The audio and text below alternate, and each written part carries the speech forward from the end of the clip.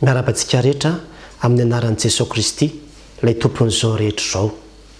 Zava-dehibe ny fiarahana mandeha amin'Andriamanitra. Izay indray ry havana ny lohatenin'ity vidéo manaraka ity. Raha manomboka mamaky ny Baiboly ianao dia any amin'ny Genesis toko 5 dia gaga mahita ny tantaran'i Enoka. Ambaranao manao hoe 720 ary niary nandeha tamin'Andriamanitra Enoka ka tsy hita izy fa nentin'Andriamanitra. Zany hoe tsy nandalo fahafatesana fa tonga dia nanjavona nentin'Andriamanitra ity Enoka ity satria olona niary nandeha taminy. Dia rehefa mitoy famakiana ny Baiboly ianao dia ao amin'ny toko 9 dia mahita koa ny tantaran'i Noa. Dia ambarana eo koa amin'ny 7 amin'ny hoe Noa dia lehilahy marina sady tsy nisy tsiny teo amin'ny olona niara-belona taminy. Eny niary nandeha tamin'Andriamanitra Noa. Dia mbola io koa fa miverina ny amin'ny hoe niary nandeha tamin'Andriamanitra Noa.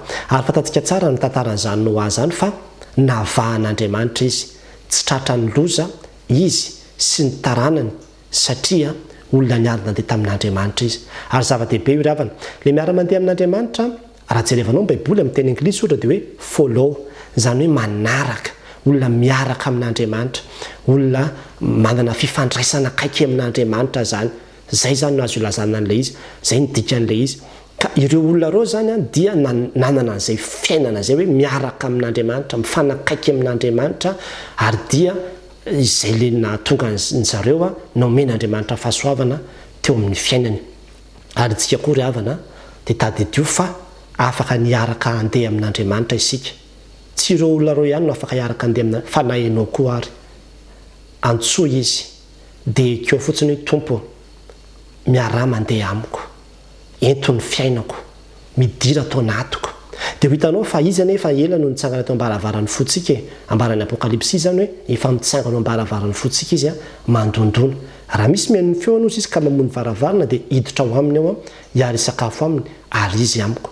Raha ny tena marina fonom-bola mpanota isika dia efa tonga Andriamanitra hitady sy hamonjy ny very. Efa ela Andriamanitra ny te-harandeha aminao satria fantatra Andriamanitra fa tsy afaka ny ho tonga lavitra mihitsy isika raha tsy Andriamanitra no mitarika antsika. Ary zany ny ambaran'ny tenin'Andriamanitra ny amin'ny Jaona toko 10:10 rehefa nanazava Jesosy amin'ny hoe izany voaloboka ozy izy. Raha misaraka amiko ianareo ozy izy dia tsy mahay manao na inona na inona. Zany hoe raha miala amin'Andriamanitra isika, raha tafasaraka amin'Andriamanitra isika, raha tsy miara-mandeha aminy isika dia tena tsy havita na inona na inona mihitsy. Be dia be ny olona mieritreritra hoe mahavita irery ny fiainany, fa tsy lasa lavitra zany ianao. Fa tena mila ny Andriamanitra isika miara-mandeha amintsika. Ary ao anatin'ny vavaka no ahafahantsika mangataka n'Andriamanitra hoe midira Andriamanitra miara-mandeha amiko ianao dia zava-dehibe izay hoe fiarahana mandeha amin'Andriamanitra izay. Zavatra tsara fantatsika aloha dia izao ilay fiarahana mandeha amin'Andriamanitra dia ohatra ny an'ny zanak'Israely. Rehefa nivoaka avy tao amin'ny tany Egypta izy ireo dia ilay andry afo sy andro rahona no midika fa nanatrika azy ireo Andriamanitra, miaraka amin'izy ireo Andriamanitra. Saingy tsy hoe nanatrika teo fotsiny fa tena mitarika mihitsy. Ary io andry afo sy andro rahona io rehefa mihetsika, zay ny zanak'Israely vao mihetsika miala amin'ny toerana anankiray. Dia rehefa mijanona io dia tsy maintsy mijanona ihany koa ny zanak'Israely. Zany hoe tsy nanana programa intsony ny zanak'Israely fa nanaraka fotsiny izay nitarihany io andry afo io. Ary zay mihitsy ilay izy.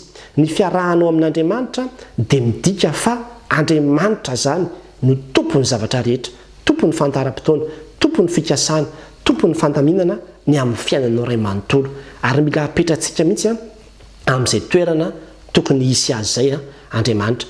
Nandray itsika indray ny te hitarika an'Andriamanitra.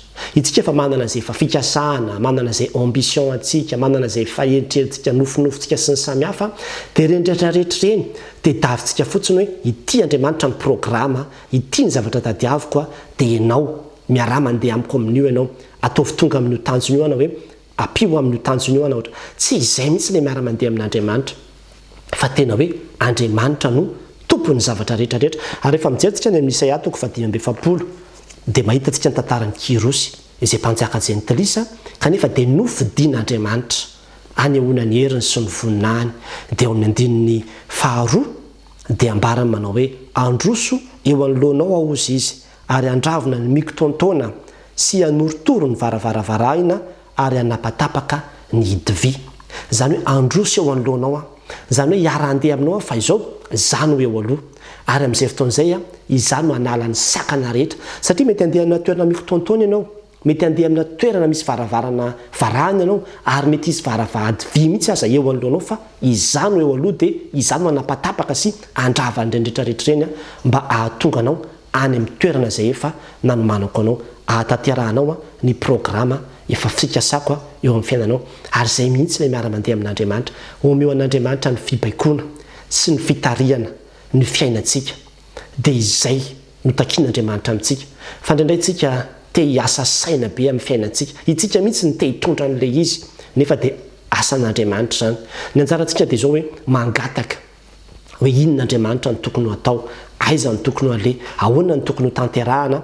Dia rehefa vita izay dia tena mametraka mihitsy hoe tompo tia ny fiainako, dia ianao no hitatana azy, ianao ny tompony, ianao eto any amin'izay sitraponao dia rehefa avy eo ianao afaka mieritreritra amin'izay ianao fa ho toloran'ny saina tokoa ianao satria efa nanome voninahitra azy. Ary mila mametraka an'izay mihitsy aloha raha mety misy fikasana any anatinao any na mety misy zavatra samihafa dia eto anatrehan'ny tompo mihitsy aloha tia Jesosy. Raha ohatra ka tsy ao anatin'ny programanao dia sakano aza vela ho tanteraka koa fa zao eto any amin'izay sitraponao rery any fa ny sitrapon'Andriamanitra, ny fitarian'Andriamanitra, ny lalan'Andriamanitra ry havana ao ihany no misy ny fahasoavana sy ny fitahiana ho antsika. Any amin'izay hitarian'Andriamanitra antsika ihany no misy ny fitahiana ho an'ny fiainantsika. Ary Andriamanitra tsy hitondra antsika ho any amin'ny fahafatesana zany fa hitondranao izy araka ny ambaran'i Jesosy Kristy any amin'ny John 4:40 hoe izao no lalana sy fahamarinana ary fiainana. Izay manaraka azy izy no tsy andeha amin'ny aizina fa anana ny fahazavana iny. Izy ilay lalana marina izay mitondra antsika ho any amin'ny fiainana. Ka raha manaraka azy ianao, raha vonina ianao anaiky ho tarihiny, raha vonina ianao ametraka tanteraka ny fiainanao eo aminy dia ho hitanao ilay tena fahombiazana, dia ho hitanao ilay tena fandresena. Ary zany ny fanantenana ho antsika, izany ny toko ho antsika any amin'ny hoe Andriamanitra momba antsika, iza no atolotra antsika. Vitanao ny zavatra rehetrarehetra raha miaraka amin'Andriamanitra ianao satria ilay Andriamanitra izay miaraka amintsika io anie izy ny tompon'izao rehetra izao, izy ilay manana ny fahefana rehetra any an-danitra sy aty ambonin'ny tany. Ary izany no mahatonga antsika hoe tsy manatahotra satria lehibe izay ao anatintsika, lehibe izay miaraka amintsika, lehibe izay miandany amintsika dia ilay Andriamanitra tompon'ny zavatra rehetra izay andolian'ny lohalika rehetra na ny an-danitra na ny aty ambonin'ny tany. Ary izany no anasana antsika amin'ity an'ity miara-mandeha amin'Andriamanitra. Ataovy azonao antoka hoe miara-mandeha amin'Andriamanitra ianao amin'ny zavatra rehetra izay atao dia ataovy azo antoka hoe lalan'Andriamanitra ity, sitrapon'Andriamanitra ity dia andehanako ity. Na dia mety zavatra tsy ankasitrahantsika ndray avelao mihitsy Andriamanitra hitondra ny fiainantsika amin'izay tiany fa ho hitanao fa tsy hanenina ianao raha manaiky ho tarihan'io Andriamanitra io satria hitarika antsika amin'ny fitiavana sy amin'ny fahitsiana ary amin'ny fahamarinana izy mba hahitatsika koa ny halehiben'ny heriny sy ny halehiben'ny fitiavany eo amin'ny fiainantsika. Dia ho tahaka ny Enoka, dia ho tahaka ny Noa, dia ho tahaka ny Kirosy, dia ho tahaka ny olona rehetrarehetra izay niarina andeha tamin'Andriamanitra ny isika ahita ny famirapiratany voninahitr'Andriamanitra eo anoloan'ny fiainantsika. Fa raha ataonao any aorian'Andriamanitra ka ianao no mitarika dia tsisy ilay fahazavana eo aloha fa ny aizina. Ary zany nambaran'ny tenin'Andriamanitra ny amin'ny Salamo 1:20 amin'ny hoe fanilo ny tongotro sy fanazavana ny lalako ny teninao, zany hoe eo anoloan'Andriamanitra fa tsy any aoriana. Andriamanitra aloha antaniana izay ianao vao miroso. An'Andriamanitra rery any ny voninahitra. Amen.